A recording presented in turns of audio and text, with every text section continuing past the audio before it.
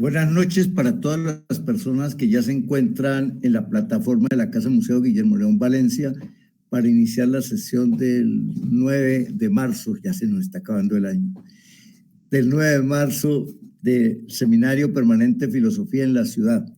Recordarles que esta actividad es la actividad que se realiza desde la Universidad del Cauca, cumpliendo su misión y su visión en términos de llevar el conocimiento a la comunidad a través de esta plataforma de extensión a la comunidad. Esto no solamente lo soporta la universidad, sino la Facultad de Ciencias Humanas y Sociales, el Departamento de Filosofía, el Grupo de Investigación en Ética, Filosofía Política y Jurídica, que pertenece a la Facultad de Derecho, y el Seminario de Investigación Arque, que pertenece también al Grupo de Investigación en Ética, Filosofía Política y Jurídica. Agradecimientos a Guillermo Hidrobo, que es el ingeniero encargado de mantenernos en el aire, a la doctora Alessandra Collazos, que es la directora de la Casa Museo Guillermo León Valencia, y a todas las personas que asumen, digamos, la posibilidad de asistir a estas jornadas de trabajo. Hoy tenemos a la candidata doctora de la Universidad del Valle, Marta Isabel Muelas Hurtado, y ya ha estado con nosotros en otras ocasiones, y hoy va a compartir sus reflexiones en torno al papel del afecto en la acción moral, una mirada desde Victoria Camps para comprender la capacidad afectiva humana. Esta filósofa, en esa línea de ella, del emotivismo, es muy interesante leerla, escucharla, y bueno, vamos a ver qué tanto nos va Marta Isabel a compartir, porque a mí me gusta Victoria Camps. Claro que sí. Tiene el uso de la voz, Marta. Claro que sí, muy buenas noches para todas las personas presentes. Un agradecimiento muy cordial al profesor Gustavo Zorrilla, a la Universidad del Cauca, al Museo Guillermo León Valencia y a todas las personas que posibilitan este espacio para que podamos encontrarnos el día de hoy y hablar sobre estos asuntos que nos interesan a todos. Muchas gracias. Sí, el tema que hoy les propongo se inscribe dentro del horizonte temático de la historicidad de las emociones. Desde un poco la lectura que he venido haciendo de Victoria Camps,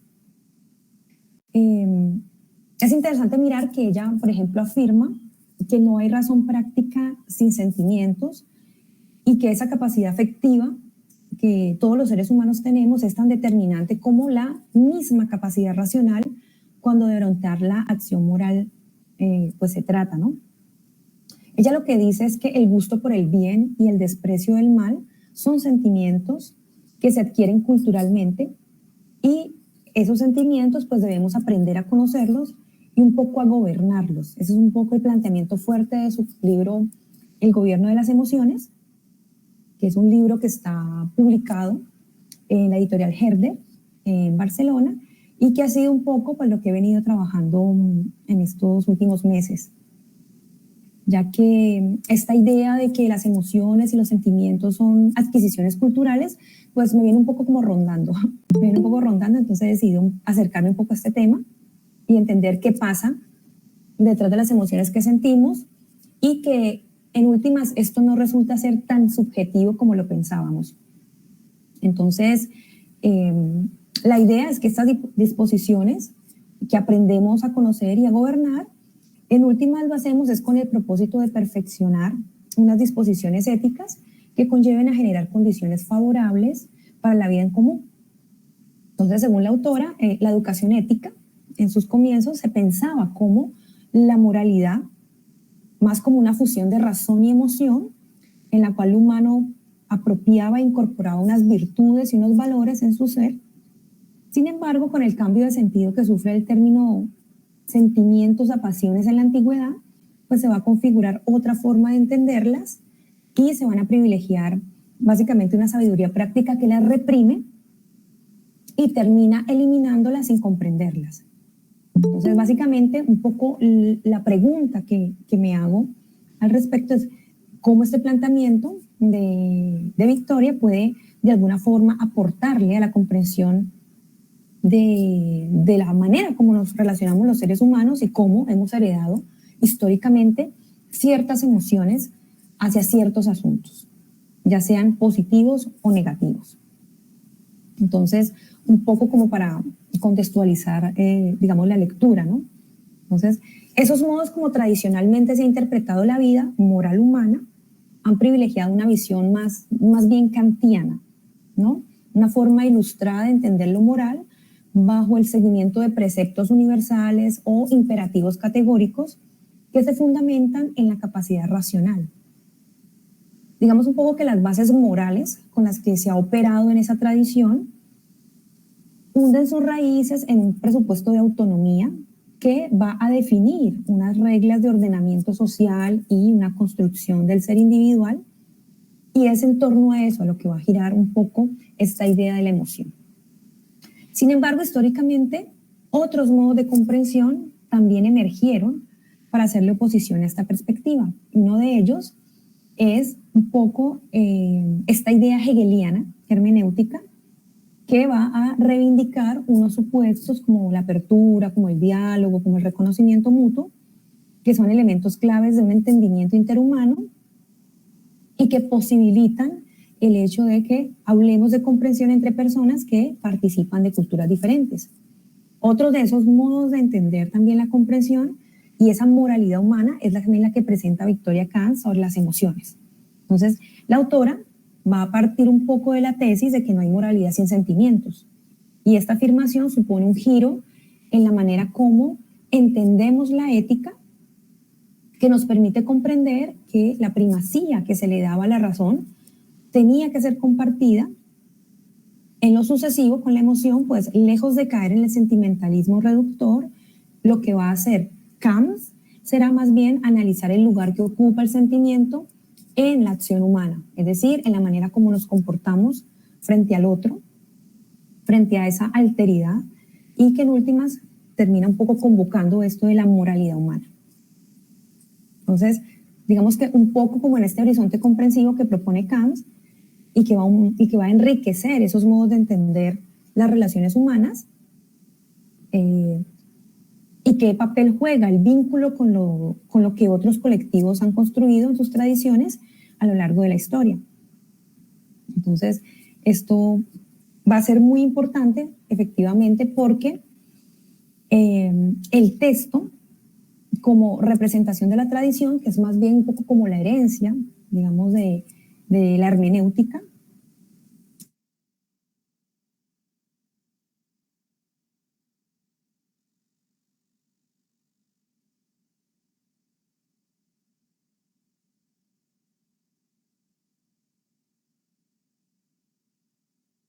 Te quedaste sin sonido, Marta.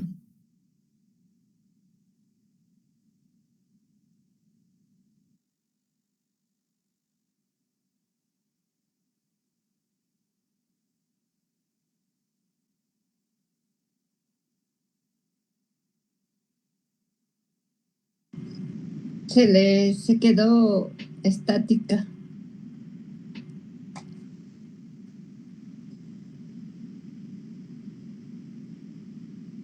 Te quedaste sin sonido, Marta. Pronto no nos está escuchando, ¿cierto, Guillermo? Porque no es problema de la plataforma.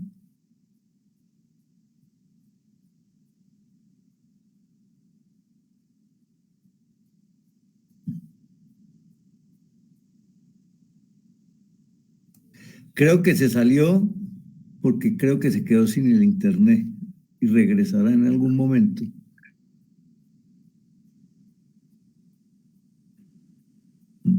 Veremos a ver qué.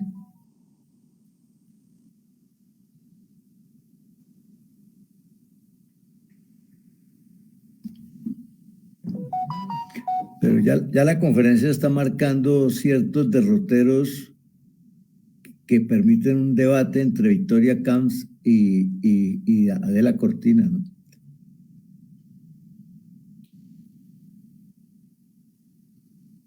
Porque son dos posiciones frente a lo moral y lo ético, no contradictorias, pero sí tienen matices diferentes desde el punto de vista donde están los enunciados, ¿no? No, doctor, no, Janet, no, doctor Rodríguez, no, doctor Fanor, Álvaro, son distintas.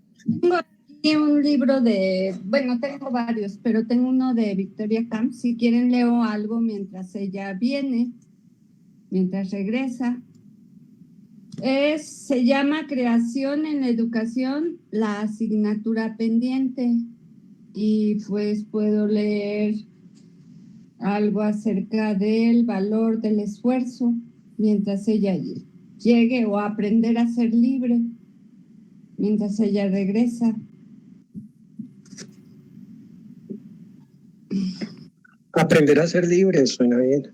Aprender a ser libre, bueno, pues vamos a ver. Es la página 127. Pues para que no se quede sin nada. Dice, aprender a ser libre. Fueron los tiempos de la escuela libre los que hicieron circular el eslogan de educar en la libertad. Confieso que nunca entendí cómo se puede educar en la libertad si por tal entendemos un ambiente sin restricciones. El todo vale nunca ha sido la base para una educación que se presuponga unos objetivos y unas metas a alcanzar.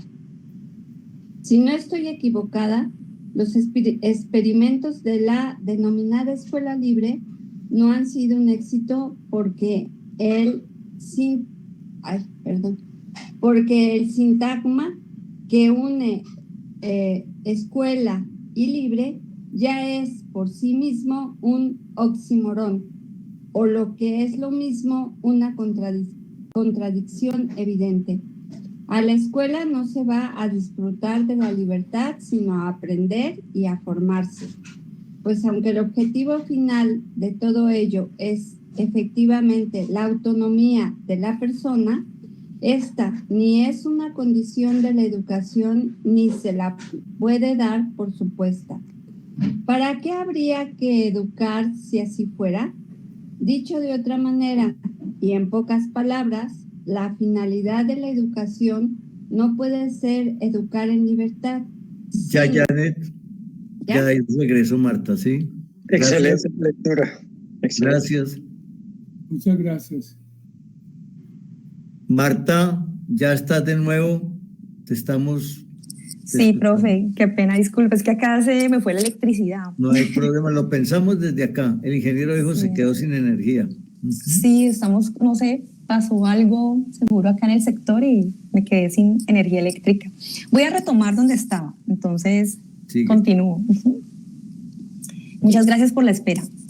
Entonces, sigo un poco con la idea que venía trabajando, ¿no? Entonces, si meditamos en las preguntas que conducen acá, vamos a interpelar su tradición sobre la ley moral, su poca efectividad en nuestras vidas reales y el hecho de que no basta conocer el bien para desearlo o para poder hacerlo.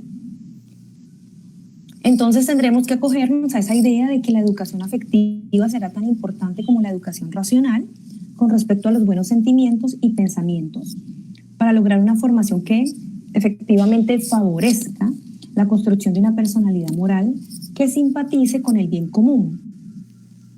Lo que va a proponer Kant es entender la ética como la configuradora de sentido de las emociones, pues la base moral pretende encauzar la emoción en el camino adecuado para que el humano alcance una vida buena.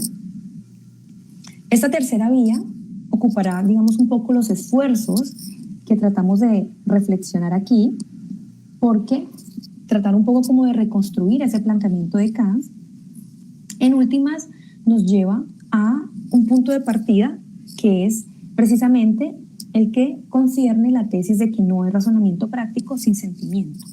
Entonces, si bien la visión que se privilegió a lo largo de la historia consideraba la moral como un conjunto de máximas universales relacionadas con ciertas normas de comportamiento que constituyen esas condiciones generales del actuar humano, en la actualidad podríamos decir que es innegable el hecho de que somos seres emotivos y no solamente racionales. sin caer en un reduccionismo sentimental, lo que hace la filósofa es declarar que el gobierno de las emociones es la misión de la ética.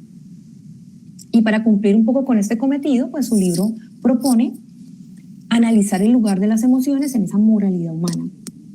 Lo que va a hacer Kant un poco es adelantar esta premisa de que las emociones son el móvil de la acción y aunque también puedan llegar a ser paralizantes, el vínculo estrecho entre sentimiento y razón tendrá que ser puesto de relieve, pues la ética no puede entonces eludir el elemento afectivo, ya que este es parte fundamental de la moralidad y que esa moralidad se estructura en ese esquema de sentimientos. Lo que hace Kant es recordarnos que las emociones no son algo natural de lo que viene dotado el humano, sino que los sentimientos como el gusto por el bien y el desprecio del mal son afectos que se adquieren culturalmente y debemos aprender a conocerlos, a gobernarlos, precisamente con ese objetivo de perfeccionar unas ciertas disposiciones éticas que nos lleven a generar unas condiciones favorables para compartir un sentido común en nuestra sociedad. Lo que va a hacer Kant es volver efectivamente a la filosofía, hacer un rastreo histórico con respecto a esto de la afectividad y nos propone volver a Aristóteles para aprender a tener las emociones correctas con las propuestas de una ética. Si bien lo que hemos heredado, como ya lo mencionamos, es una ética kantiana en la que predomina el imperativo categórico y la normatividad obligatoria para cumplir deberes morales, más desde una perspectiva racionalista, la autora va a defender ese esquema cognitivo de las emociones detrás de los sentimientos que manifestamos. Ella lo que va a decir es que efectivamente subyacen unas creencias, unas referencias, incluso unas ideas que producen ciertos afectos y que pueden derivar en deseos. Lo que retiene Kant de la ética de las virtudes es la conexión entre ética y educación, y en este sentido ella lo que quiere un poco como decirnos es que la ética consistía en la formación del carácter, en un ethos de la persona, la formación de disposiciones morales para la vida en común, y es por esto que la educación moral tenía como propósito que el ser humano tuviera esas actitudes mediadas por el afecto y lograra reaccionar ante las diversas situaciones de la vida sintiendo los valores que había incorporado en su forma de ser. Ese sentir del que habla aquí la autora no es más que la sensibilidad que acerca o aleja a las personas hacia ciertos comportamientos que podríamos denominar malos o buenos. Por ejemplo, ella nos menciona que esa sensibilidad moral reacciona ante la injusticia, ante el dolor, ante la idea que nos hacemos de lo inaceptable, moldeando la conducta humana y orientando una actitud hacia la simpatía para poder crear lo que Kant denomina una comunidad de sentimientos que nos indique lo que debe importar por sobre otras cosas. Entonces, en ese análisis que hace la autora, pues selecciona algunos filósofos que están ubicados como en diferentes líneas interpretativas que la van a ayudar un poco a comprender esa importancia de las emociones en la construcción de su ser moral, ¿no? De un ser moralmente acto, pensando precisamente en esa capacidad, en que esa capacidad racional no es suficiente para actuar bien. Entonces, esta idea de que la razón y el sentimiento se van a entrecruzar para generar unas acciones que reflejen un carácter hacia lo justo para todas las personas, digamos, en una sociedad armónica, es lo que ella intenta destacar y va precisamente a rastrear en autores como Aristóteles, Spinoza y Hume esta idea de afectividad. Entonces, vuelve un poco ella a Aristóteles porque va a dedicarle especial atención a esa idea que en griego se traduce como arete, que es excelencia. Entonces, la ética de las virtudes va de la mano con la razón práctica. Ese ethos o carácter humano se conforma a través de la adquisición de virtudes que están conectadas con la razón y la emoción, y estas virtudes pues tienen como finalidad el desarrollo de actitudes que conlleven un poco a eso que llamamos la excelencia humana en sociedad. La bondad, la maldad no son elementos naturales que heredamos, al contrario, son construcciones afectivas que se nos enseñan de acuerdo con el contexto en el que participamos. Y esa relación con la educación es de vital importancia para Aristóteles, pues la paideia es el lugar del encuentro para formar ese carácter. Nos dice Kant que la virtud es una manera de ser y efectivamente Aristóteles describe que en el alma ocurren tres cosas: pasiones, facultades y modo de ser. Dicho de otro modo, el alma tiene una parte vegetativa, otra sensitiva y otra racional. Y lo que hace este filósofo, el filósofo griego, se centra en las dos últimas, ya que la parte sensitiva es el centro de las emociones y sentimientos, que Aristóteles relaciona con las virtudes éticas para contrarrestarlas con esas que son dianoéticas o esas virtudes intelectuales que se ubican en la parte racional del alma. Para Kant, esta distinción aristotélica y su relación con las emociones es crucial porque los modos de ser morales en lo humano están estrechamente vinculados con un fundamento sensitivo y no solo intelectual. Los modos de ser morales están conectados más bien con unas modulaciones del sentimiento que han aprendido a no ciegamente ante las situaciones con las que se encuentra, sino a hacerlo correctamente. Esto nos recuerda a la autora que eso que llamamos correcto o adecuado se ubica siempre en un término medio y el principio de moderación que es usado por la virtud intelectual ayuda al sentimiento a no desbordarse. Sin embargo, cuando el comportamiento moderado se vuelve un hábito, vuelve a pertenecer a la virtud ética, es decir, que al dominio del sentimiento. Y esto, en efecto, pues, nos permite ilustrar que la compasión es un sentimiento que se aprende por costumbre, porque la persona siente que debe comportarse de esa manera. Por lo tanto, la idea de que conocer el bien hacia la persona buena es errónea. El bien es un comportamiento que se aprende porque hay una preocupación, un interés que mueve al humano a ser bueno. Y creo que aquí hay un punto clave, precisamente porque ella, en esa búsqueda que hace para volver a Aristóteles, pues descubre que en el arte de la retórica, pues hay unos elementos que son capaces de modificar las emociones humanas a través del discurso. Aquí Kant nos hace pensar sobre esa necesidad de la retórica para persuadir y convencer al público. Sin embargo, en la actualidad la retórica ha caído en manos de personas que detentan un poder más bien político, económico, informativo, y eso pues desfigura por completo su buen uso, va un poco como en detrimento de esos contenidos que deberían ser transmitidos. Lo que impera es la finalidad del mercado, una visión que no privilegia el mensaje más conveniente, sino el dato que más impacte a la hora de vender o elegir. Y un poco como en síntesis, lo que va a tratar de mostrarnos Anna Kant a través de su diálogo con el planteamiento de Aristóteles en su libro de las éticas y la retórica es precisamente tratar de destacar ese papel que desempeña la razón y la emoción en la acción humana moral. La idea vigente en estas consideraciones filosóficas tiene que ver más con el hecho de que el sentimiento es un modo de ser que se aprende y que puede ser moldeado por la comunidad de vida en la que las personas conviven.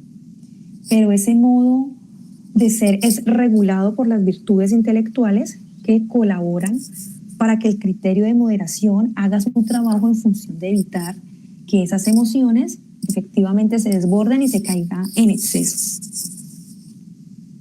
El siguiente filósofo que Kant analiza es Spinoza. Este filósofo neerlandés parte de la idea de que hay bloques de afectos que son la alegría y la tristeza, y un poco bajo la tutela de estos dos grupos se inscriben el resto de emociones. Lo que mueve a este autor es la convicción de que se deben potenciar al máximo los afectos positivos y evitar los negativos. Así, al potenciar la alegría también se fortalece el obrar del cuerpo, y lo que no pasaría con la tristeza, que al contrario lo disminuye. Las personas pueden verse afectadas por las mismas emociones de diversas maneras, dependiendo de las circunstancias en que se encuentren. Digamos un poco que lo que sería importante retener aquí es esta idea de que la manera como se aprende a lidiar con los sentimientos y a hacerse cargo de ellos es lo que efectivamente mueve esta idea en Spinoza, pues en él también aparece de nuevo la paideia, el aprendizaje de lo emocional y la manera como lo que se aprende tiene un efecto en la manera como actuamos frente a ciertas cosas. Al igual que la persona logra armonizar sus pasiones subjetivas, la estructura social también impone un orden en las contradicciones afectivas. Y es un poco en este sentido que Spinoza entiende esta idea del contrato social no como un artificio racional de organización, sino como una prolongación de las necesidades afectivas de la humanidad. Lo que Camps nos recuerda aquí es que, a diferencia de Hobbes, Spinoza no parte de una realidad conflictiva, sino que más bien él entiende que el estado de naturaleza no debe romperse, sino prolongarse para mantener el equilibrio en la vida social, porque esta vida social se nutre por igual de lo afectivo y lo racional. Entonces, un poco como para ir redondeando, Spinoza nos ayuda un poco como a pensar la estrecha relación entre razón y afecto. Lejos de entender estos dos aspectos como dualidad, lo que hace es comprender que la capacidad racional de la que viene dotada toda persona persigue un bien común que solo se logra potenciando la dimensión afectiva humana. Por eso Camps destaca que la razón apasionada sería ese lugar que ocupa la razón en la orientación del comportamiento. En el libro La Ética de Spinoza, y por eso él desea un poco como proveer a un criterio que le permita ordenar su vida. En esta parte, pues la adquisición de unos elementos racionales y afectivos para llevar una vida serena y estable debería ser el objetivo de la vida. Solo el conocimiento de lo que afecta al humano puede transformar la acción moral. No obstante, guiarse por la razón no es cosa fácil, nos dice Camps, porque el conocimiento propio que implica el uso de la razón en la ética humana requiere un tipo de emancipación afectiva que no siempre viene dado por anticipado, sino que más bien ocurre en sociedad, y esto pues necesitaría de garantías de seguridad que propendan por ese bienestar común. Un poco lo que Camps retiene del planteamiento de Spinoza son dos elementos claves, ¿no? El primero sería que su imperativo ético, en el que se debe favorecer condiciones para potenciar los afectos positivos, como la alegría que le posibilita fortaleza y vitalidad a la condición humana, y restringir aquellas emociones que debilitan esa condición. El segundo sería, en efecto, el vínculo estrecho entre razón y emoción, entre lo intelectual que le sirve a la persona para pensar su bienestar, y este solo es alcanzable si es capaz de entender lo que emocionalmente le puede afectar. Entonces, en esa sinergia de estas dos dimensiones, pues la condición humana alcanza un nivel de conciencia en la que se fusionan lo que reúne y orienta la vida. La tercera opción que nos propone Camps es la de Hume, ¿no? Y un poco este autor escocés lo que nos propone es que esa supremacía de las emociones por encima de la razón es innegable. En su conocida frase, la razón es esclava de las pasiones, se deja ver un poco esa posición que remite a lo que es y no a lo que debería ser. Este autor considera que existe un sentimiento de base que mueve al ser humano, que ese sentimiento es la simpatía, y desde ese presupuesto la autora del gobierno de las emociones analiza atentamente cómo Hume le da gran importancia a la motivación como uno de los móviles que permite llegar a un determinado comportamiento moral. La norma no basta para que la conducta humana cambie. Si algo tienen en común tanto Hume como Camps es la idea de que entre la ley y la conducta debe haber una conexión sentimental que origine el seguimiento de la norma, no como una obligación, sino como un hábito. Y en esta línea, Hume coincide con esos autores mencionados, es decir, con Aristóteles y con Spinoza, al ver el ser humano, en principio, como un ser sociable capaz de desarrollar emociones positivas hacia sus semejantes, como la compasión y la empatía, y tales emociones se sitúan, digámoslo así, a la base de la acción moral. Así, lo que equilibra al ser humano para vivir en sociedad estaría marcado por el sentimiento del bien común. Nos recuerda Camps que Hume, o que para Hume los sentimientos negativos también pueden mover al humano en pro del mejoramiento continuo. Para ilustrarnos, nos habla del orgullo de uno mismo o lo que comúnmente llamamos egoísmo. Camps nos recuerda que Bernard de Mandeville enuncia en su fábula de las abejas, que es una obra precursora del liberalismo económico, una teoría en favor de la utilidad de las pasiones para el bien común y la conversión de los vicios privados en beneficios públicos. Hume mantiene la imparcialidad con respecto a los sentimientos porque él está convencido de que es posible educarlos y transformarlos para moldear la conducta. Es por ello que defiende ese supuesto de que darle un papel prioritario a la razón en la valoración de las acciones es una afirmación equivocada, porque lo que mueve el comportamiento humano es realmente la pasión, la motivación por algo que deseamos hacer y no lo que por norma o por cuestiones de racionalidad deberíamos realizar. Digamos que la tesis fuerte del filósofo escocés aquí es que la moral procede del sentimiento y que todos los seres humanos comparten ese sentimiento moral natural que les acerca a sus semejantes, pero ese sentimiento natural no siempre está bien encauzado y requiere de una normatividad social que le ayude a encontrar una organización social justa. Por consiguiente, esa propuesta de Hume remite un poco como a esa modulación de las emociones en función de la consecución de un bien comunitario y esta modulación en la educación de los sentimientos con la ayuda de la razón. Así, incluso el egoísmo es productivo a la hora de cambiar una conducta y generar un comportamiento provechoso para los demás.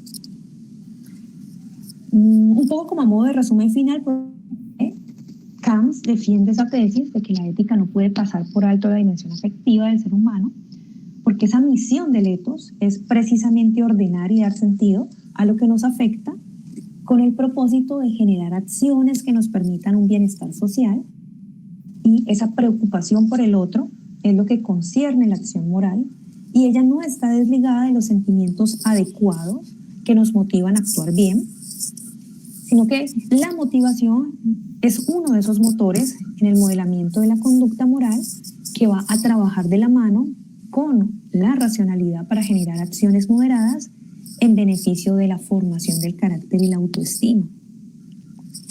Ella lo que nos dice es que las emociones no son algo que sea inmutable o predeterminado y que al contrario son moldeables y educables. Es decir, que debemos encontrar condiciones propicias para su aprendizaje adecuado y contribuir al cometido personal que cada ser humano tiene consigo mismo de llevar una vida virtuosa, que en otras palabras podría ser más bien una vida digna, ¿no? Hoy en día hablamos de dignidad, podría ser un poco el equivalente.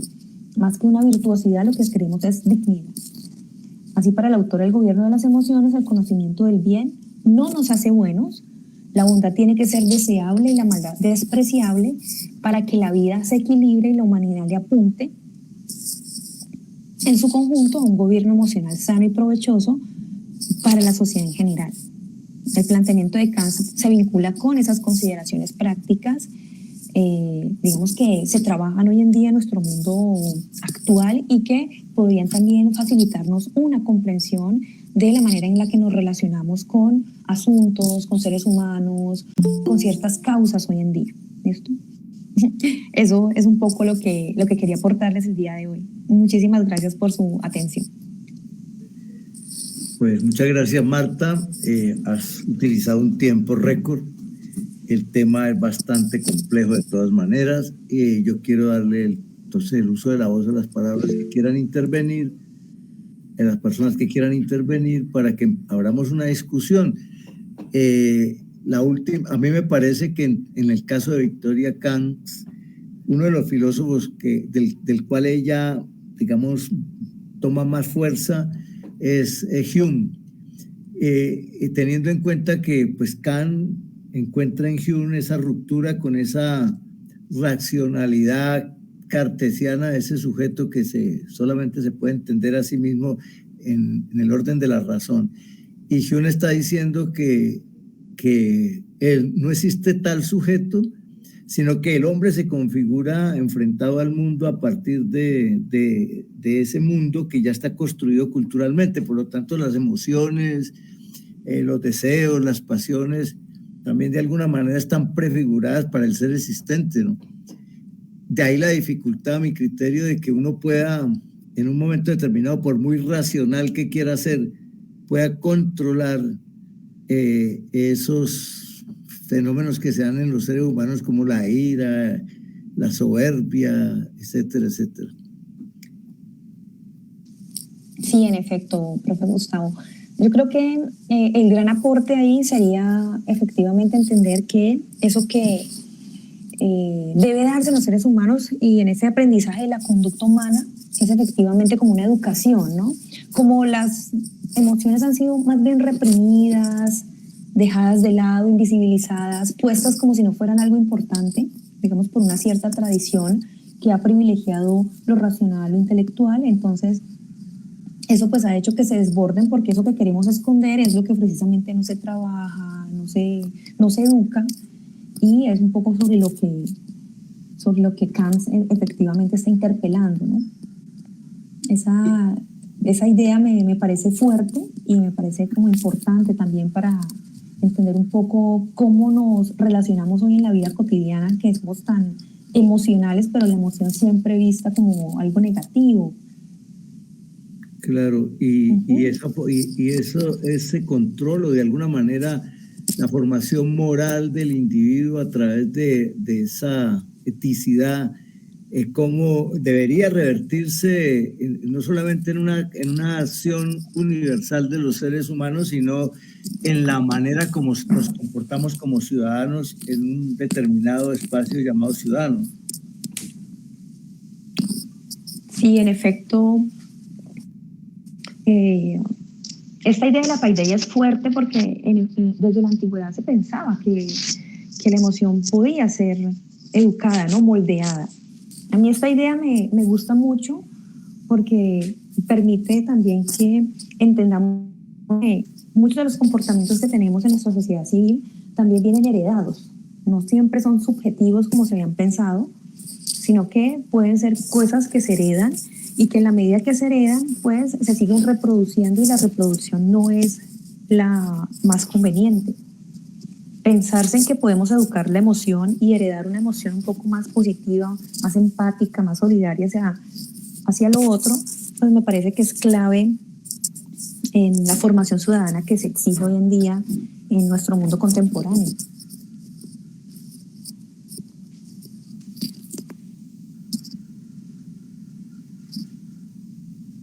Profe Gustavo, ¿tienes el micrófono cerrado?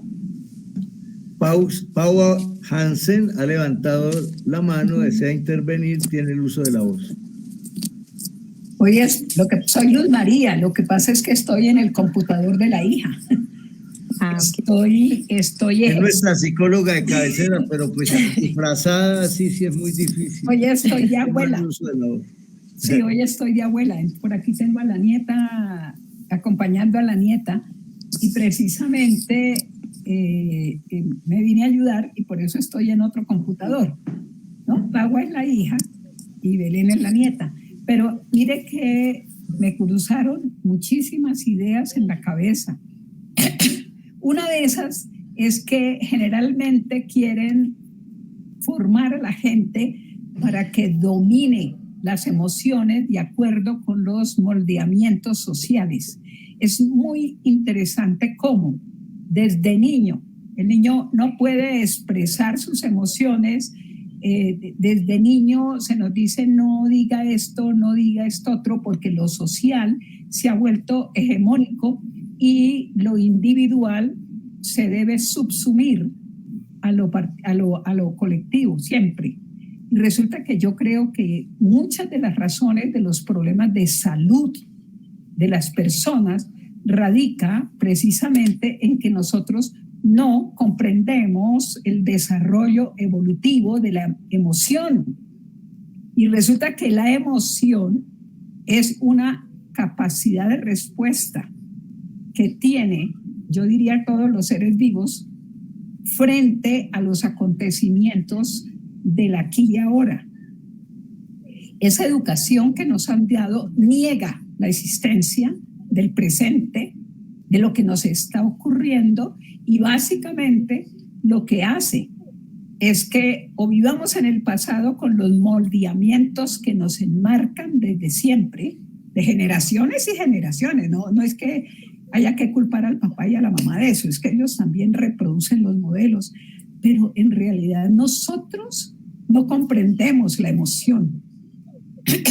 Y ese no comprender la emoción es un elemento fundamental para la salud de todo tipo, la física, la mental, la social, hasta la económica.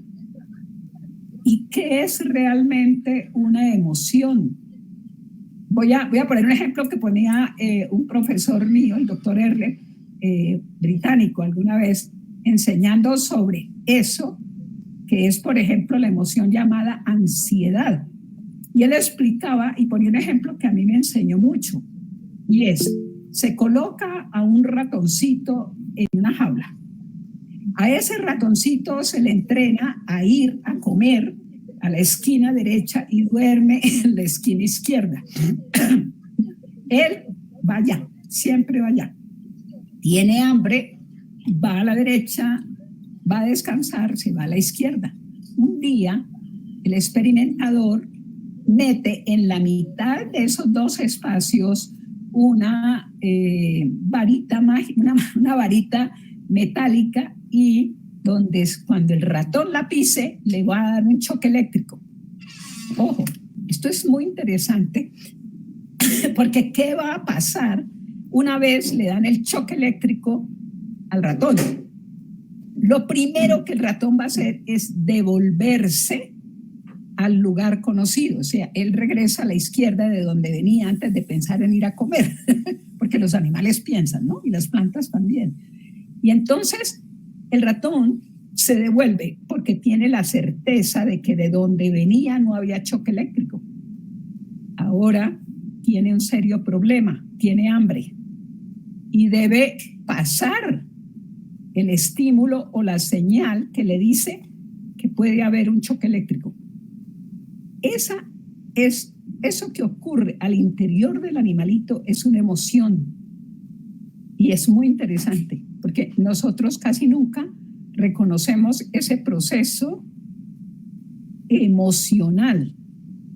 Claro, el ratón ya predice el riesgo, la amenaza, aparece el miedo y obviamente relacionada con el dolor que le produjo el choque eléctrico.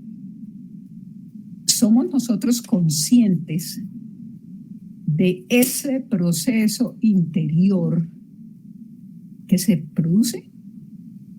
O sea, ¿qué tanta capacidad tenemos de ser conscientes de eso que pasa dentro de nosotros o en el caso del ratón, de la emoción que hay frente al evento que acaba de ocurrir? Y obviamente, ojo, cada vez que el ratón ahora tiene un conflicto, tiene hambre, pero a la vez tiene miedo, y aparecen entonces ya dos sensaciones importantes al interior, y no hay que meterle la razón a eso, es obvia la razón, ¿sí? Y realmente nosotros, ¿por qué culturalmente nos hacen que ignoremos ese mundo interior y por qué lo tenemos que sujetar al mundo exterior y especialmente al mundo social? ¿Cuándo entendemos nuestras emociones? Yo dejo la pregunta ahí. Se nos volvió existencialista esta psicóloga. Le doy la palabra a Marco León Felipe, por favor. Luego, Martica, usted vaya tomando nota porque comenzó el debate. La debacle también. Claro que sí. Muchas gracias, doctor Zorrilla. Bueno, mi nombre es Marco Barbosa, Marco León Felipe Barbosa Tello. ¿Sí? Yo soy del doctorado en filosofía de San Marcos, Lima. Ahora estoy en Inglaterra. Aquí ya es pasada la medianoche. Y estaba con mucho interés de escuchar a Marta Isabel, porque una primera motivación para la tesis que estoy desarrollando, que es sobre filosofía de la melancolía, tenía relación con lo dicho por Luis Montfort en Historia de la Ciudad. Hay un momento en que él habla del Sócrates de Pedro y dice que había una ilusión del urbanita en ese Sócrates de Fedro, y que la ilusión del urbanita era que, digamos, la posibilidad de conocer mejor la conducta de los hombres, ¿no? Y poder a partir de ahí experimentar y saber y gobernar mejor la ciudad, era lo único que había que hacer. porque no podía uno aprender algo de las plantas, ¿no? De las piedras, esas cosas no se aprendía. Y Montfort, de manera brillante, creo yo, hace 60 años, 65 años, cuando no había estudios sobre la microbiota, no había ninguna evidencia, no había giro empírico, no había nada de esas cosas, Luis Montfort decía que había una gran deuda de ese Urbanica respecto de las bacterias, los virus, los hongos, que tienen una capacidad de pliegues y de relación con lo humano que me da la impresión que tiene mucha base relacionada con el tema que nos plantea Marta Isabel, ¿no? Porque si uno hace un breve recuento, en Europa actualmente, y creo que eso podría ser desarrollado también en Latinoamérica con más fuerza a partir de iniciativas como esta, los estudios sobre historia de las emociones están centrados en diferentes lugares. Por ejemplo, aquí en Inglaterra, en la Universidad Queen Mary, hay un ámbito de historia de las emociones definido. En el CSIC español también hay una lógica de estudio de historia de las emociones con filósofos como Fernando Broncano, por ejemplo. Y también en Berlín, la profesora Ute Freber, de la Universidad Libre de Berlín, también está en este ánimo de estudiar la historia de las emociones. Por ejemplo, tiene un libro que se llama Políticas de Humillación. Entonces, me da la impresión que lo que instala la reflexión de Marta Isabel a partir de Camps y a partir del gobierno de las emociones es un asunto, digamos, yo diría que habría que seguir investigando y adentrándonos más, porque la profesora Bettina Bergo ha publicado una historia de la filosofía a partir de la ansiedad. Eso ya está publicado hace 2 años, y hay muchas iniciativas que creo que podrían encauzarse en esa misma línea de entender ese protagonismo de las emociones. Damasio, por ejemplo, también está en la misma línea de sentimientos y emociones. Y creo que en términos de ciudad, y eso es algo que me ha enseñado mucho el investigar sobre la melancolía, hay una triple relación que siempre me guía para estas cosas, y con eso cierro, doctor, gracias por el espacio, que es la relación entre las entrañas, la ciudad y el cielo. Eso es algo tan antiguo, pero sin embargo tan vigente, que ahora en este resurgimiento de, digamos, los estoicos, que están muy de moda, ¿no? Y la película de Séneca, que se ha estrenado hace poquito en Alemania, pareciera que hay una especie de hiato. Ahí necesitamos reconceptualizar un poco lo que también decía al inicio Marta Isabel, esa transición entre emociones y sentimientos y pasiones que ya es protagónica antes de la era axial. Antes de la era axial ya hay varios elementos y están siendo investigados de diferentes espacios sobre esta transición. Así que encantado de escuchar a Marta Isabel y bueno, le hago ese comentario, ¿no? Muchas gracias, doctor. Gracias, Marco León, por tu intervención. Y una acotación ahí pequeñita, recordar que los griegos iniciales, ya de pronto esa concesión se está agotando, por eso luego las éticas en el helenismo siempre habían pensado que la ciudad, la polis, era el único lugar posible donde se podía realizar la existencia humana, y por lo tanto el ser humano debía ser, y Aristóteles nos hablará de eso, debía estar en función de la ciudad como el espacio en el cual podía resolver este problema de las emociones. Janet, tiene el uso de la voz.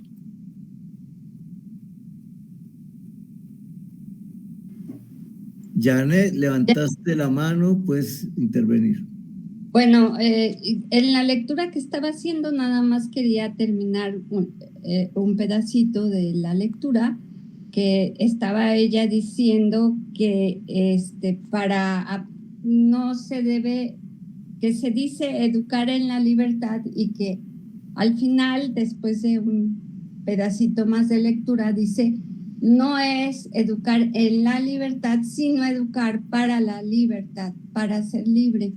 Y luego el mismo libro que les estaba yo leyendo tiene un capítulo que se llama Controlar las emociones. Y en este capítulo controlar las emociones, nos dice, solo aquello que nos afecta vitalmente hace que nos movamos en una dirección o en otra. En toda esa obsesión a favor de los sentimientos se da también un cierto retorno a la fascinación romántica por el sentir individual, por las vivencias y experiencias subjetivas, en detrimento de la objetividad y de la inteligencia racional y reflexiva.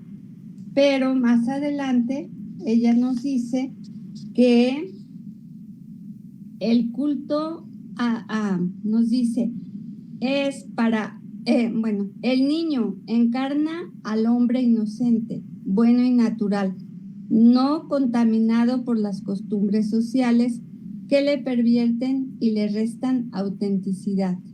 Es para preservar la naturaleza, por lo que las emociones y los sentimientos no deben considerarse nocivos, sino que hay que dejar que se expresen libremente. Si las reglas de la urbanidad o de la buena educación controlaban las emociones, tenemos que desterrarlas. Son consejos tan habituales como los que dicen, los niños no lloran, no se chilla, no tienes que ser celoso, son puras represiones que lo único que hacen es disminuir la densidad afectiva. Bueno, un poco para resumir lo que nos platicaba Marta Isabel con la misma Victoria Camps. Con eso cierro. Gracias, Janet. ¿Alguien más desea intervenir en este momento? Bien, Oscar, tienes el uso de la palabra.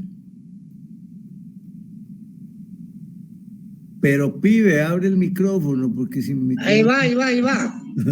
Bueno, coincido con lo que Marta Isabel fue planteando, pero y hago hincapié en la función de la retórica, en tanto ella, muy atinadamente, dijo que, ojo, que la retórica está en manos de los medios de comunicación, de los poderosos y demás. Claramente nuestras sociedades en estos tiempos están moldeadas por esos poderes. Si no entendemos eso, no entendemos nada. Y el gran Aristóteles, que decía, cualquiera puede ponerse furioso, eso es fácil, pero estar furioso con la persona correcta, en la intensidad correcta, en el momento correcto, por el motivo correcto y de la forma correcta, eso no es fácil. Pero lo decía Aristóteles cuando las virtudes eran de 2 o 3. La ciudad es de los virtuosos, pero las sociedades modernas son más complejas, por lo tanto Aristóteles, con todo su saber, no alcanza. Por supuesto que las emociones encuentran su lugar en este momento y la racionalidad cartesiana se ha quedado corta. La psicología, aquí tengo un libro a mano, La inteligencia emocional, ¿por qué es más importante que el cociente intelectual? Creo que es una lectura muy contemporánea, hay muchas obras al respecto, nos ilustran justamente sobre ese tema. Claro que adentrarnos en la versión psicológica de la corteza, la neocorteza, los lóbulos y demás, es complejo, pero tiene su explicación desde la psicología.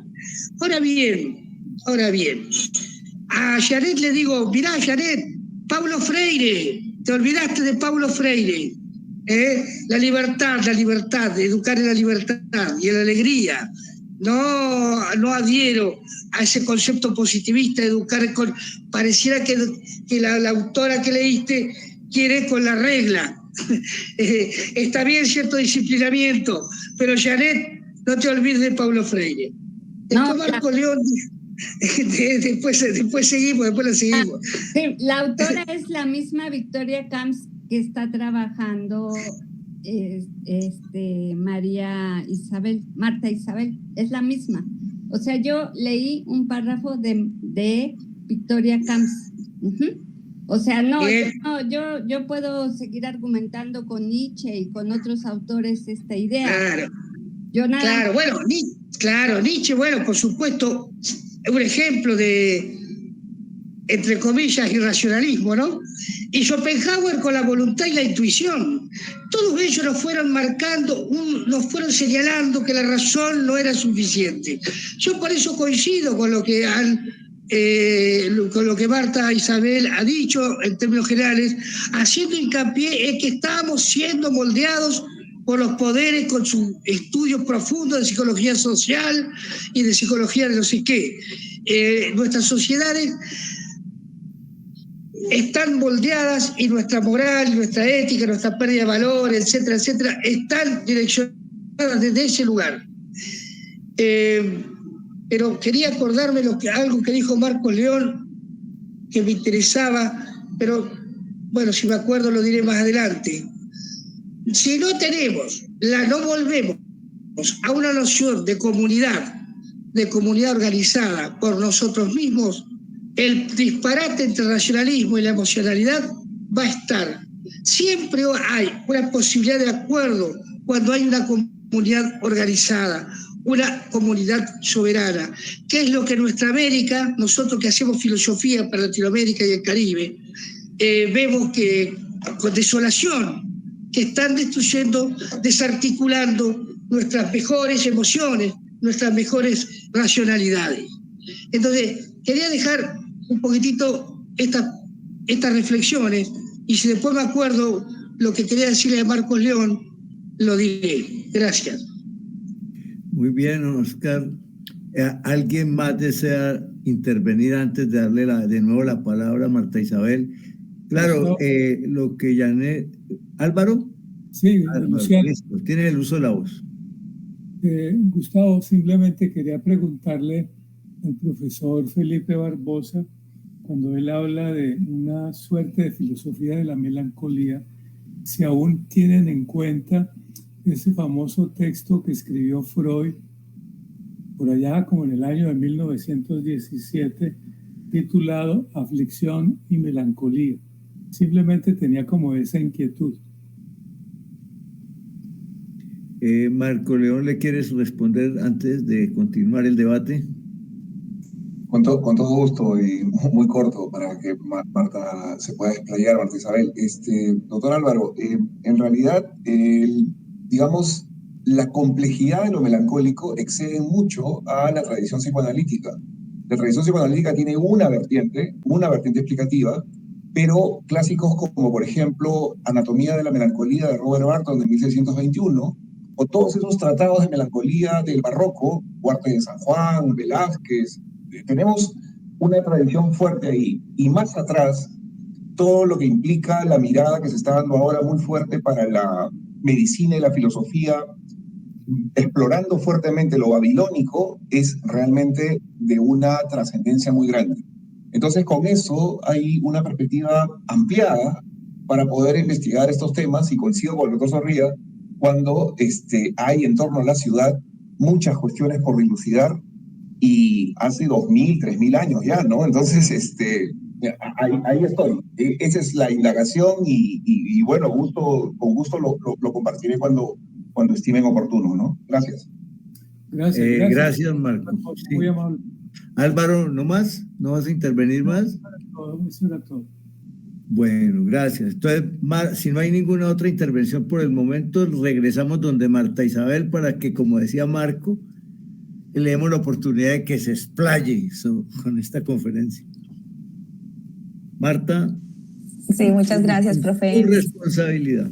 Gustavo, pues un agradecimiento enorme a todas las participaciones que acabé de escuchar. Y sí, en efecto, me alegra mucho el hecho de que el tema pueda generar, digamos, desde todas las disciplinas que están presentes, una opinión, ¿sí? Un punto de vista que pueda aportarle a la forma como desde la filosofía pues lo estamos tratando, ¿no?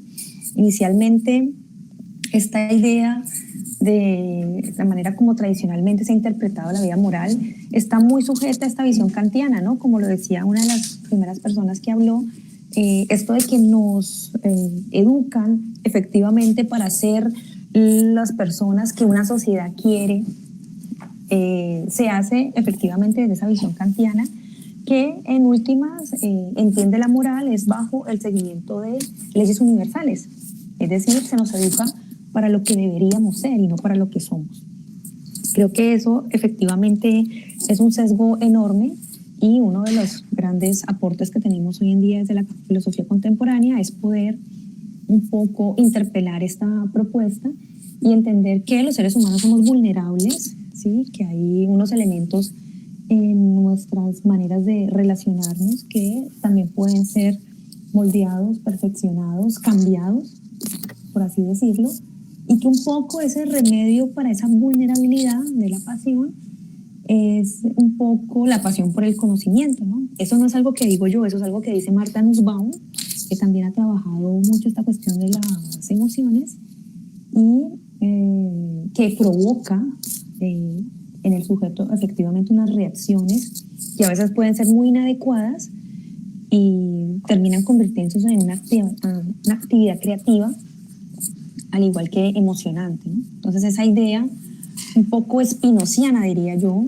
también leyendo a Victoria Kant, quien estaba convencido de que las pasiones no solo se combaten con otras pasiones y que esas pasiones que debemos combatir tienen que anular, digamos, un poco ese aspecto material y diferencial del ser humano para poderlo hacer semejante a un espíritu que no siente ni sufre, ¿no? Entonces, un poco esta idea del reino de los humanos es precisamente este mundo, porque pues somos capaces de construirnos, de moldear, de devenir, que es como tan importante en los pensamientos contemporáneos como la historicidad, ¿no? Entonces, el objetivo, a su juicio, es más bien ir ascendiendo en la escala de la perfección hasta anular los deseos y esos esfuerzos por hacer frente a esa vulnerabilidad, ¿no? Que a mí me parece que tiene mucho asidero en la manera como se percibe lo emocional hoy en día desde las diferentes disciplinas, y en efecto cada disciplina aporta su granito de arena para hacer de los humanos pues seres un poco más integrales, ¿no? Que me parece muy oportuno y muy pertinente a partir de las reflexiones que cada uno de ustedes ha hecho y que en efecto están basadas también en toda una serie de investigaciones, en toda una serie de reflexiones, de lecturas que pues no son de ahora, sino que son de hace tiempo. Gracias, Marta. Yo quiero hacer un retorno a Aristóteles para decir algo que puede permitir abrir más también la discusión. Aristóteles dice que el lenguaje, la palabra humana, es la manera como el alma expresa sus emociones. Por lo tanto, en el lenguaje ya hay una carga moral.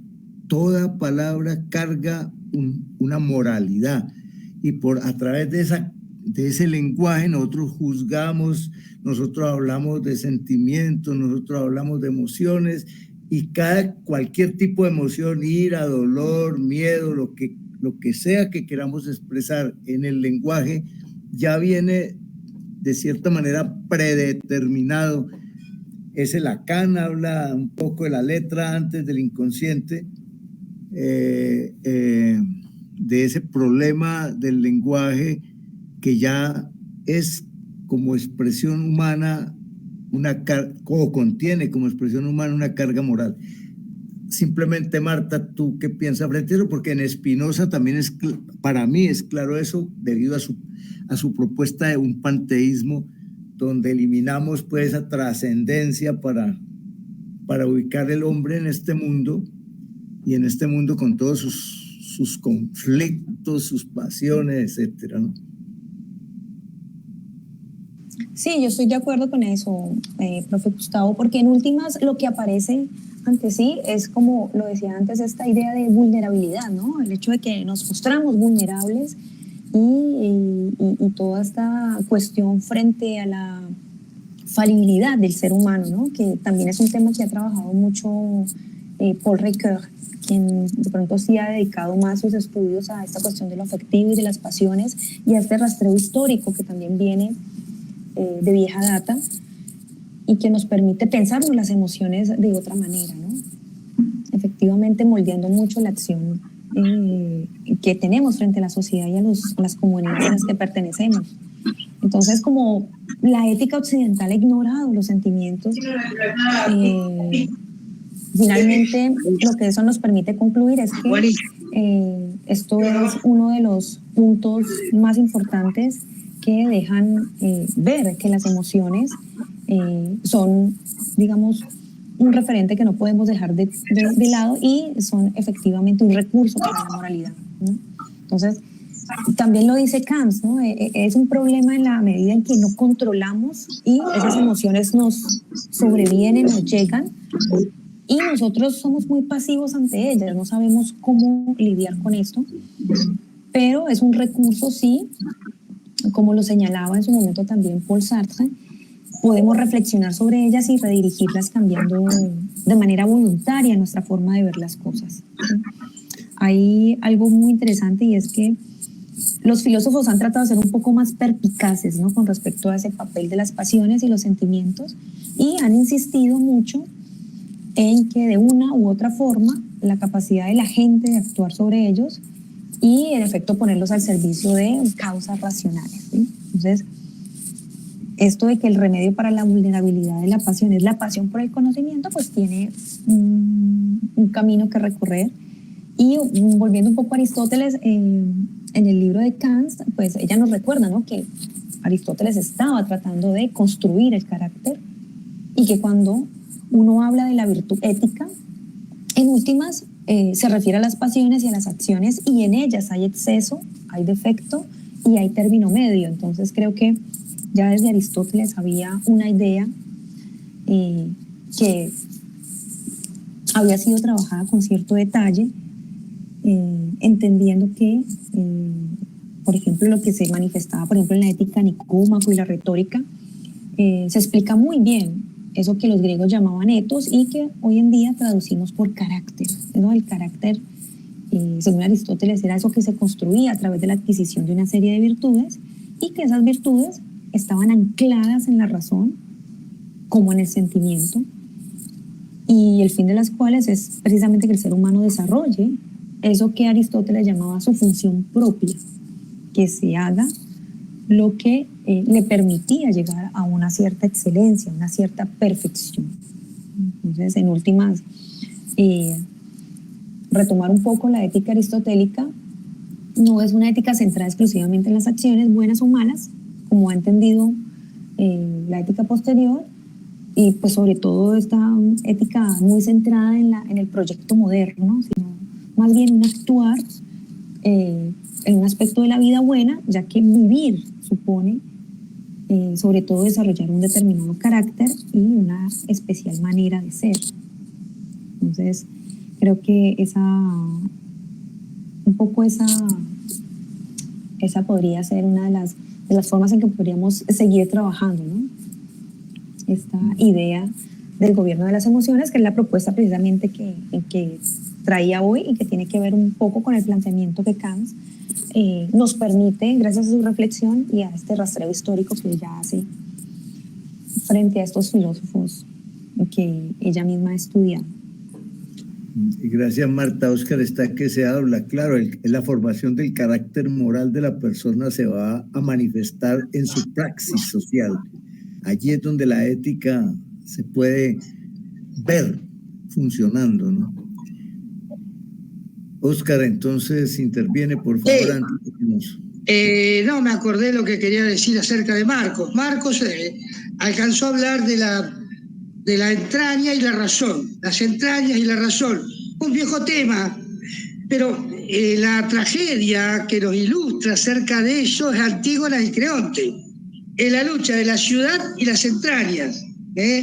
Antígonas la entraña, la verdad de las entrañas, y Creonte la de la ciudad.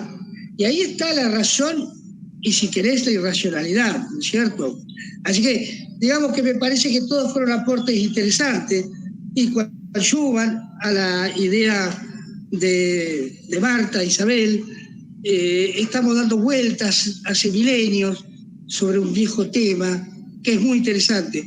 Pero vuelvo a insistir, todo se disuelve en lograr comunidades nosotros organizadas, propias, soberanas, que si no vamos a quedar en discursos académicos que no logran socavar esa fuerte intromisión en nuestras mentes, en nuestros corazones, en nuestras emociones, que el poder omnímodo que en estos tiempos se da, socavan, menoscaban, manipulan.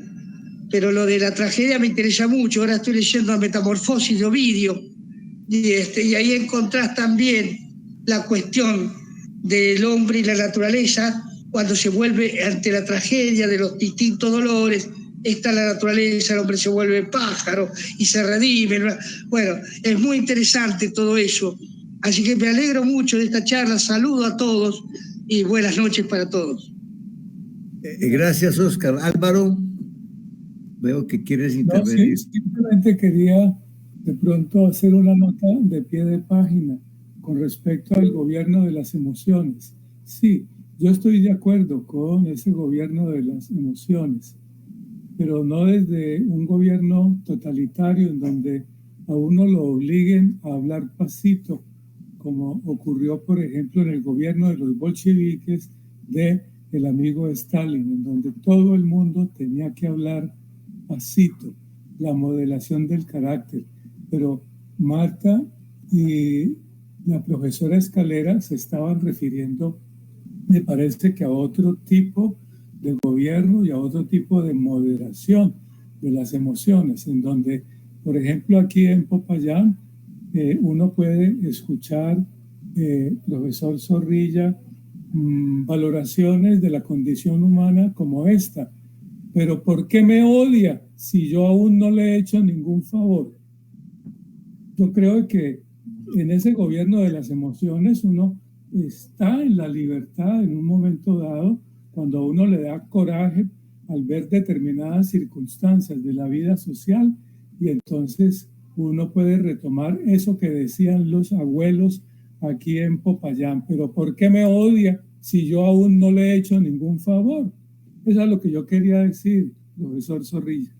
A manera de una nota. Gracias. Sí. Álvaro, ¿ya? ¿Te concluiste sí. allí? Marco, tienes el uso de la voz. Gracias, doctor Zorrilla. Hay una entrada muy interesante en este filósofo Richard Rorty, ¿no? Siempre sugerente, innovador, ¿no? Con una prédica pragmatista particular. En Filosofía y Futuro, Richard Rorty dice: los novelistas y poetas amplían nuestro lenguaje usando metáforas o parábolas que después en algún momento se convierten en giros establecidos. En este aspecto específico, la filosofía es conservadora y tremendamente sobria, mientras que la poesía es radical y exploradora.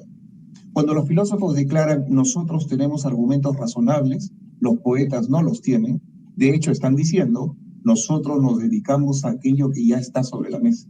Los poetas pueden replicar a ello, sí, pero nosotros en ocasiones ponemos algo nuevo sobre la mesa.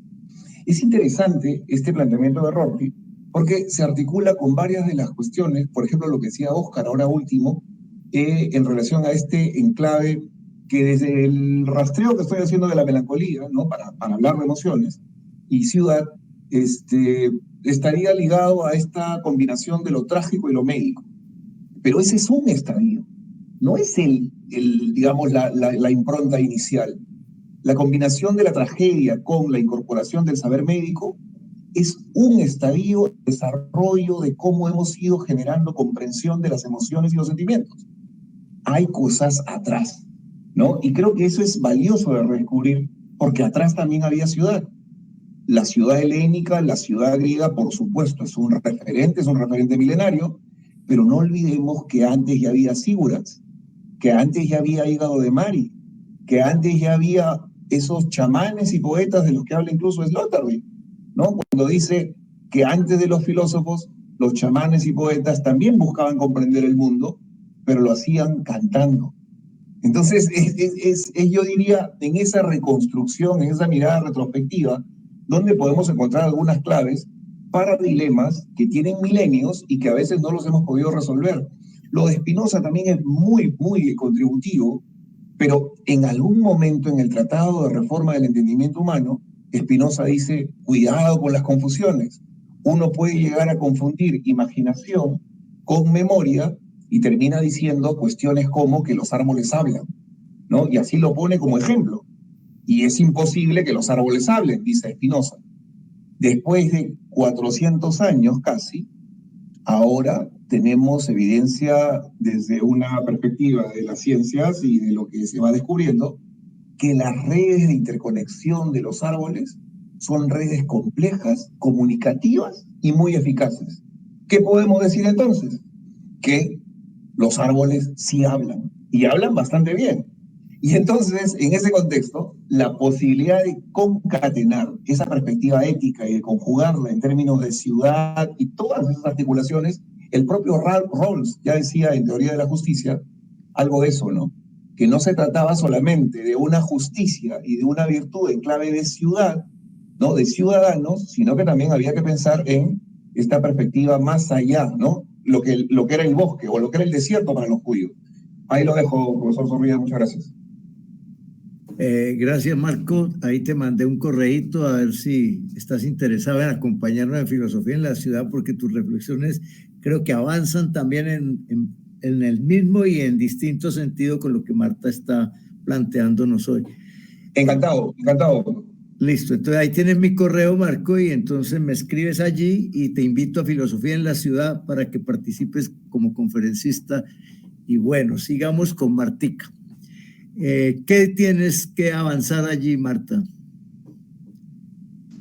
Si sí, profe Gustavo, muchísimas gracias. Sí, lo que decía Marco me hacía un poco pensar en esta relación entre estética y ética, ¿no? Creo que el arte tiene un lugar importantísimo en la reflexión moral también. Y digamos que uno de los apartados también de Kansa en las últimas páginas de su libro están dedicados un poco a explicar cómo el arte tiene una función educativa, porque precisamente hace que uno se identifique con lo que moralmente aprueba, ¿no? Hablar de la literatura, diferentes expresiones artísticas que van también de una cierta forma educando y moldeando al ser humano, a veces funcionan mucho mejor que esas grandes disertaciones filosóficas en las que a veces entramos los seres humanos y que también lo hacen a uno pensar mucho, ¿no? Cuando tratamos un poco con nuestra cátedra, en nuestros salones de clase, con todo el trabajo que hacemos como docentes, porque pues me imagino que muchos de los que estamos presentes somos profesores y efectivamente en toda esta reflexión tenemos no solo la vocación, sino toda la motivación para poder llevar, digamos, este conocimiento y poder construirlo con los estudiantes. También estamos muy interpelados por lo que pasa a través de las maneras como se manifiesta el arte. Entonces, en Kant también está esa preocupación, porque en últimas el éxito del arte, nos dice ella, y el éxito también de la cultura, de masas, que es lo que estamos viviendo en nuestra actualidad, es la puesta en escena de los lugares comunes y de esos marcos morales de cada época. Entonces, un poco sería que cada cual escoge de la representación lo que coincide con sus convicciones y con esos valores que aprecia. Entonces, cuando se movilizan ciertos saberes para profundizar nuestra comprensión de lo que ya sabemos y sentimos, pues es ahí donde nos sentimos completamente identificados y tratamos de profundizar en ese conocimiento moral que ya poseemos. Entonces, Marta, y esa provocación de Marco con la poesía y la literatura, me toca invitar a Álvaro con Thomas Mann, y ahí está también la propuesta bacheliana, y está también Heidegger, o sea, hay una serie de pensadores desde el mundo contemporáneo, del siglo XIX, XX, y lo que llevamos, que están preocupados alrededor de dilucidar estos temas que comprometen eso que se llama la humanidad, ¿no? Sí. Por ejemplo, pensaba yo en esta idea de que el público no descubre la hipocresía viendo el Tartufo, por ejemplo, de Molière, Kant, citando a Lewis Carroll, lo dice en su libro, sino que conoce de antemano qué es la hipocresía, ¿sí? Pero la obra de Molière termina representando mucho mejor este sentimiento que cualquier otra cosa, ¿no? Ella, en efecto, entiende que el arte y la literatura hacen más real el conocimiento moral porque saben conectar lo general con lo particular y nos van a proporcionar ejemplos que estimulan ese juicio moral. Sin ser propiamente función del arte educar moralmente, en últimas, leer literatura y tener cualquier tipo de expresión artística es una forma de ejercitar nuestro conocimiento moral. Y creo que eso es importante porque uno puede decir que el arte educa y no hace falta tampoco pues atribuirle a la creación artística una función trascendental ni reconocer que contribuye a expresar y clarificar el conocimiento moral. Pero lo que sí es característico al menos de la literatura, de la novela, es que crea, perdón, estoy conectada, sí. Es que crea ese conocimiento moral y crea un mundo al margen del espacio real, logrando mantenerlo alejado de la realidad, y es en ese recinto que crea la literatura donde podemos efectivamente encontrarnos dentro de un mundo que puede ser ficcional o no, y donde de alguna forma se anestesia esa realidad, dejando efectivamente que el lector pueda tener una segunda existencia, ¿no? Dentro de ese espacio virtual que nos permite el arte, y donde también se pueden dar y se manifiestan una serie de afectos y emociones que van a contribuir a consolidar una forma determinada de ver las cosas. Entonces ahí también se puede manifestar el deseo, y aquello que deseamos es aquello que previamente nos interesa. Entonces esto es un poco como esta idea. A mí me mueve también mucho la idea del arte, precisamente porque pues, en la disciplina de la literatura se mueven ahí cuestiones afectivas, ¿sí? No solo con los autores, sino con la forma como percibimos ciertos asuntos. Y en últimas, esos lenguajes artísticos son formas de conocimiento que por sus características pueden ser más eficaces que muchas de las disertaciones de la filosofía, que suelen ser muy abstractas y a veces poco eficientes debido, digamos, al aspecto teórico que implica llegar a esta forma de reflexionar los asuntos de la vida humana. Claro, volvemos al punto inicial que insinuaba yo. El lenguaje ya tiene una carga moral, y en las distintas maneras de manifestarse, ya sea en la poesía, en la literatura, en el teatro, en la filosofía, en todas las formas de expresión humana, ya está determinando ciertas formas de comportamientos o está mostrando, señalando ciertas formas de comportamientos de los humanos, ¿no? Más que la filosofía que parece olvidar en un momento determinado al que habla para pasarse a un mundo exterior sobre el que habla, ¿no? A ese objeto de conocimiento. Y eso efectivamente lleva un poco a Kant a hacernos pensar, ¿no? Que en una sociedad liberal como la que vivimos hoy en día, en la que las costumbres, por ejemplo, han ido perdiendo, digamos, esa rigidez moral que tuvieran en otros tiempos, hay ciertas formas de conducta que deben rechazarse, no porque sean delito, sino porque son sencillamente negativas para el ser humano, están mal, nos dice ella.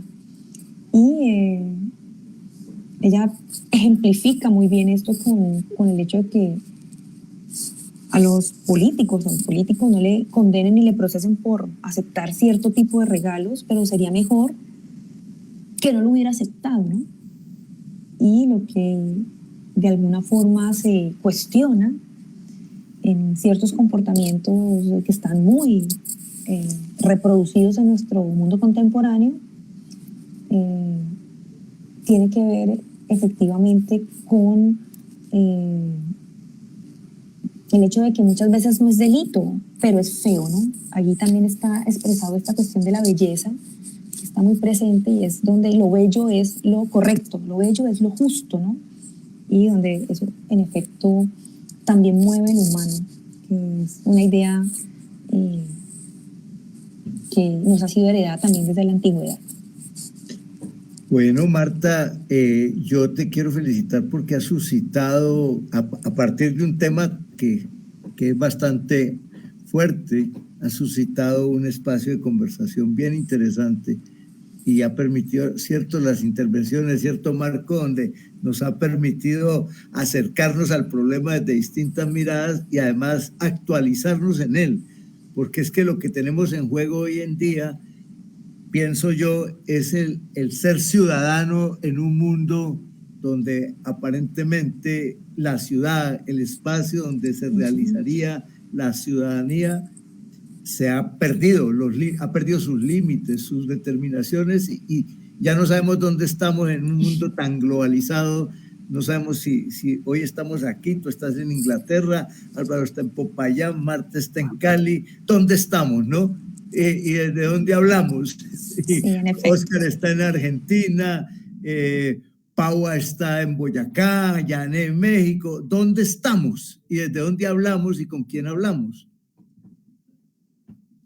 Sí, quiero agradecerles enormemente por este espacio. Me alegra muchísimo tener un público tan juicioso, un público tan educado, sobre todo poder escucharnos, que hoy en día es tan difícil poder escucharnos y poder aportarnos desde nuestras disciplinas comentarios, preguntas que quizás puedan enriquecer y permitirnos una transformación también para nuestras vidas, ¿no? En últimas, eso es un poco la filosofía, es querer transformarnos para también poder mejorar mucho de lo que hemos ido construyendo a lo largo de nuestra existencia. Ahora lo que tenemos que sacar la filosofía es a la calle, ¿cierto, Oscar? Porque que no se nos quede en las aulas de clase o en estos espacios a veces cerrados donde no acude todo el mundo. Hay que buscar estrategias donde este tipo de conversaciones produzcan un impacto real, un impacto transformador, donde podamos crear conciencia, ¿cierto?, de quiénes somos y qué estamos haciendo en este mundo hoy. Fanor, te doy la palabra. No, bueno, yo no soy filósofo ni nada de esas cosas, hago teatro. Yo entiendo que la emoción es la más absoluta de las sensaciones y en cierta forma ronda con lo trágico, con el concepto de lo trágico, y está por encima del concepto de emoción, del concepto de sentimiento, de la sensación física como ha venido siendo tradicional, considerada, pero la emoción es la más absoluta de las sensaciones, en tanto involucra al sujeto y al objeto, es decir, que la emoción es una perplejidad para el individuo. Y la emoción, por lo tanto, está más allá de este planteamiento de ética, moral, de conducta, etcétera, etcétera. No sé si estoy equivocado. Bien, gracias, Fanor, por tu intervención. Marta, ¿le contesta brevemente a Fanor?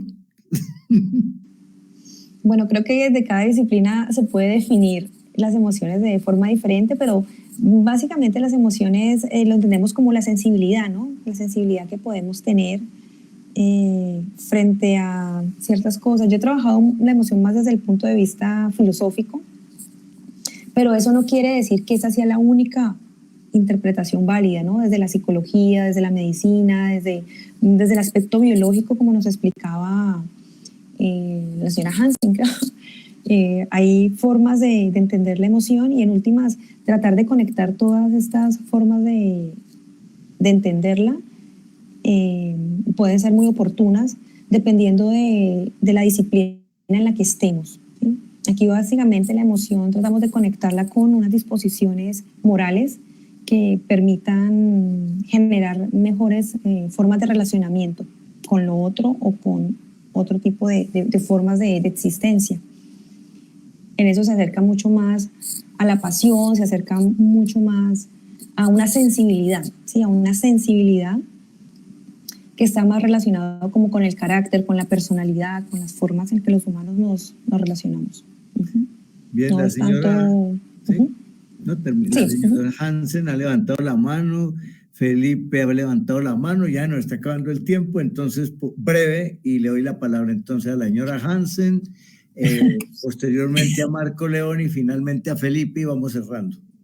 Yo quiero agradecer el cierre que acaba de hacer Henry, justamente sobre eso de que la emoción es la más absoluta de las sensaciones. Yo digo que las emociones son los actos creativos más complejos que existen porque integran esa realidad interior nuestra y la realidad exterior. El día que nosotros nos tomemos el trabajo de revisar ese valioso acto creativo, nosotros habremos dado un paso como desarrollo de la humanidad.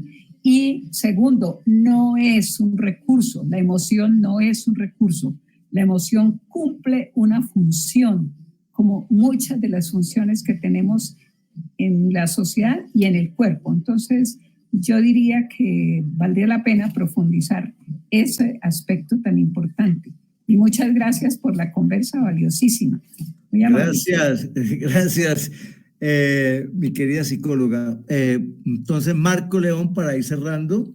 Sí, muy breve. Una cosa muy reciente y otra muy antigua. La reciente es que ahora ya no solo se habla del eje de investigación intestino-cerebro, sino que se está hablando del eje microbioma intestino-cerebro.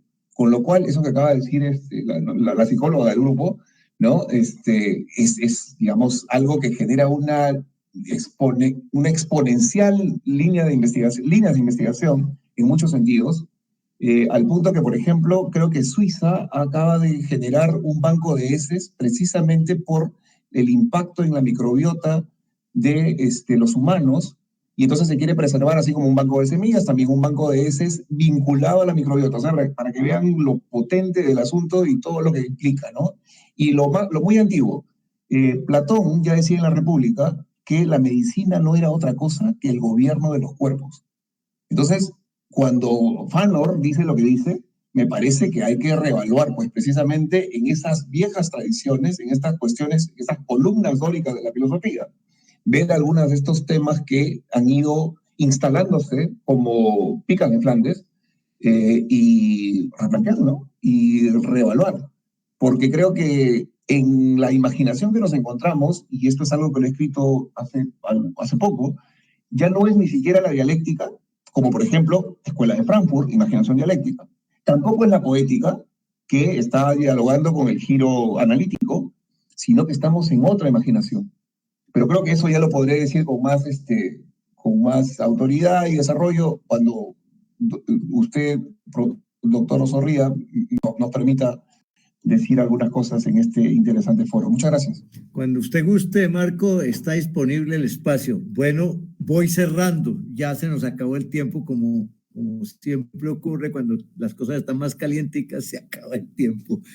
Gracias, Marta. Gracias, Marco, Álvaro, Yané, Oscar, Paua y Fanor, todas las personas que intervinieron en este conversatorio que resultó muy ameno y bastante importante e interesante. Muchísimas gracias a ustedes por esa participación. Un abrazo fuerte y les deseo mis mejores deseos para todos.